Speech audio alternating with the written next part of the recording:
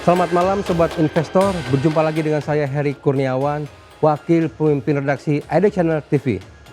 Ya Sobat Investor, bagaimana kabar Anda hari ini? Bagaimana pula kabar koleksi portofolio Anda seiring dengan tekanan yang kembali menghampiri indeks harga saham gabungan atau IHSG, sejalan dengan hasil review dari Morgan Stanley Capital International atau MSCI, di mana salah satunya terkait status pembekuan atau freeze yang masih tetap diterapkan untuk saham-saham Indonesia. Tak hanya itu, MSCI juga secara resmi mengeluarkan sejumlah saham Indonesia dari daftar indeks mereka, baik untuk MSCI Global Standard Index maupun MSCI Global Small Cap Index, sehingga membuat pasar saham domestik semakin tertekan. Lalu dengan kondisi pasar yang demikian, strategi dan pendekatan apa saja yang akan dan sedang dipersiapkan guna mencoba bertahan dari kuatnya tekanan, sembari tetap membuka peluang untuk mengamankan cuan dalam jangka pendek. Ya, untuk semakin melengkapi referensi Anda dalam menata strategi dan pendekatan tersebut, kali ini kami akan mencoba membahas lebih dalam terkait detail dari hasil review MSCI. Berikut dampaknya terhadap pasar modal nasional, serta tentu tak ketinggalan juga mitigasi risiko seperti apa yang perlu segera dilakukan oleh kalangan investor. Ya, setelah ditunggu-tunggu tak kurang dari 2 pekan terakhir, pada akhirnya MSCI benar-benar mengumumkan hasil review terbarunya terkait ekosistem pasar modal Indonesia, termasuk juga nasib saham-saham di dalamnya, terhadap keikutsertaannya dalam deretan indeks yang selama ini disusun oleh MSCI dan menjadi rujukan para pelaku pasar dunia. Sebagaimana telah diumumkan secara resmi lewat Agustus 2026, indeks review MSCI diketahui baru saja mengambil sejumlah keputusan penting dan krusial bagi pasar modal nasional. Di antaranya dengan dikeluarkannya saham PT Goto Gojek Tokopedia Tbk atau Goto dari indeks MSCI, dan juga saham PT Sarun Pokhen Indonesia Tbk atau CPIN yang mengalami perubahan klasifikasi dari semula berada di daftar MSCI Global Standard Index, kemudian turun kelas ke MSCI Global Small Cap Index. Tak hanya saham CPIN, deretan emiten lain yang bernasib sama juga meliputi saham PT Bank Jago Tbk atau ARTO, lalu PT Bukalapak.com Tbk atau Buka, kemudian PT Esa Industries Indonesia Tbk atau ESSA, dan juga PT MD Entertainment Tbk atau Film yang turut mengalami nasib turun kelas yang serupa. Tak cukup itu saja, PT Medica Lokat Hermina Tbk atau HEAL, lalu PT Manchester Tourism Indonesia Tbk atau KPIG, kemudian PT Raharja Energi Cepu Tbk atau Ratu, disusul PT Semen Indonesia Tbk atau SMGR, dan terakhir PT Transco Pacific Tbk atau TCPI juga bernasib sama, yaitu turun kelas dari semula berada di daftar MSCI Global Standard Index dan kini masuk jajaran saham MSCI Global Small Cap Index. Deretan perubahan tersebut mau tak mau menjadi perhatian investor dan perlu disikapi lebih lanjut karena dengan penyesuaian konstituen indeks MSCI tersebut bakal berpotensi memengaruhi transaksi investor yang menggunakan indeks tersebut sebagai acuan portofolionya. Bagi saham CPIN misalnya, perpindahan kali ini telah menunjukkan bahwa perubahan klasifikasi saham dalam struktur indeks MSCI meski saham tersebut tidak sepenuhnya dikeluarkan dari daftar saham-saham yang masuk dalam indeks MSCI.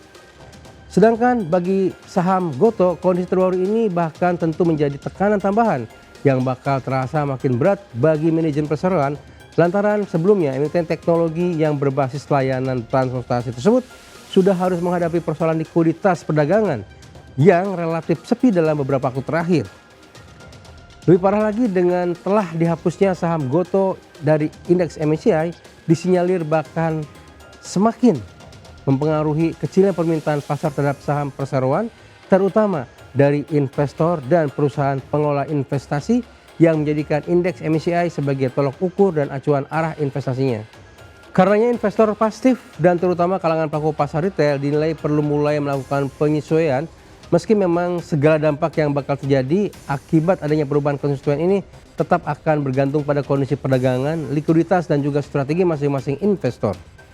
Namun demikian, terlepas dari itu semua, terdepaknya saham Goto dan turun kelasnya sejumlah saham Indonesia yang lain dari daftar indeks MSCI bagi sebagian analis pasar dianggap sebagai alarm awal terkait segala permasalahan yang ada di pasar dan perlu segera dicermati serta kemudian ditindaklanjuti untuk dicarikan solusi oleh para regulator pasar modal nasional. Seperti hal yang disampaikan oleh pengamat pasar modal sekaligus founder dari Public Investor yaitu Hendra Wardana yang menilai bahwa kehebohan yang terjadi usai diumumkannya hasil review MSCI ini telah menunjukkan fakta konkret bahwa masalah yang ada di pasar modal nasional kini bukan lagi sekadar soal jumlah emiten yang terbatas serta kapitalisasi pasar yang masih minim. Jauh lebih krusial dari persoalan tersebut menurut Hendra yaitu masalah kualitas likuiditas dan juga terkait instability di mana semua itu perlu segera menjadi perhatian regulator pasar baik itu Bursa Efek Indonesia atau BEI maupun Otoritas Jasa Keuangan atau OJK. Yang lebih mengkhawatirkan bagi Hendra adalah munculnya permasalahan ini tepat terjadi saat ekosistem pasar modal nasional tengah getol berupaya meyakinkan investor global bahwa langkah reformasi pasar sudah mulai dan benar-benar dijalankan dengan baik dan sesuai harapan para investor global.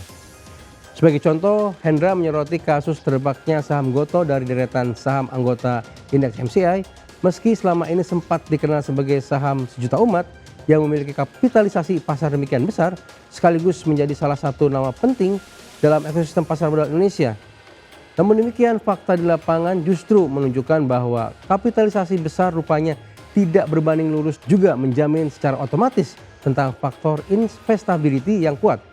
Dalam hal ini, ekosistem pasar modal tanah air khususnya kalangan regulator perlu banyak belajar dan introspeksi bahwa rupanya dalam sudut pandang investor global, hal yang penting bukan lagi soal hanya sebesar nilai perusahaan, melainkan juga seberapa besar saham yang benar-benar tersedia untuk publik.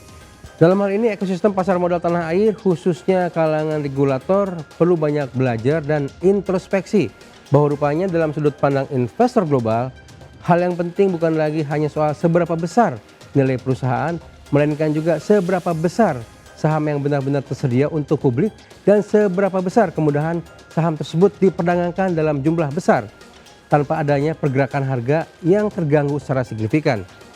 Karenanya dengan kondisi demikian, sejumlah pihak baik dari kalangan analis pasar maupun pelaku pasar dari sektor korporasi dan juga retail mulai beranjak pada peluang terjadinya aliran dana asing kembali keluar dari Indonesia yang terlebih terpengaruh oleh keputusan MSCI yang masih terus melanjutkan kebijakan pembukaan freeze terhadap pasar saham Indonesia.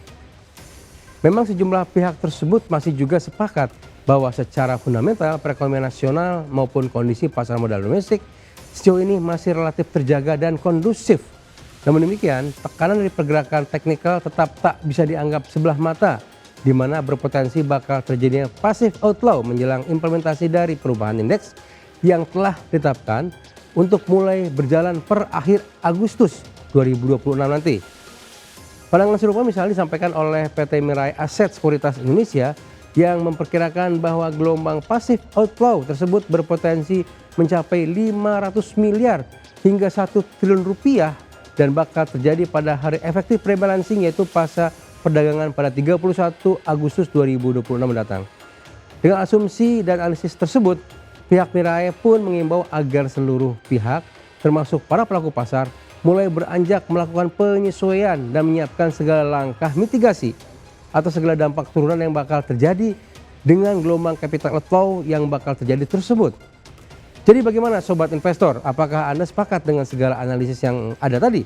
Atau Anda justru memiliki point of view tersendiri yang cukup berbeda terhadap kondisi pasar hari ini? Sudah siapkah Anda untuk mengantisipasi peluang bakal kembali terjadinya gelombang capital outflow dalam beberapa waktu ke depan?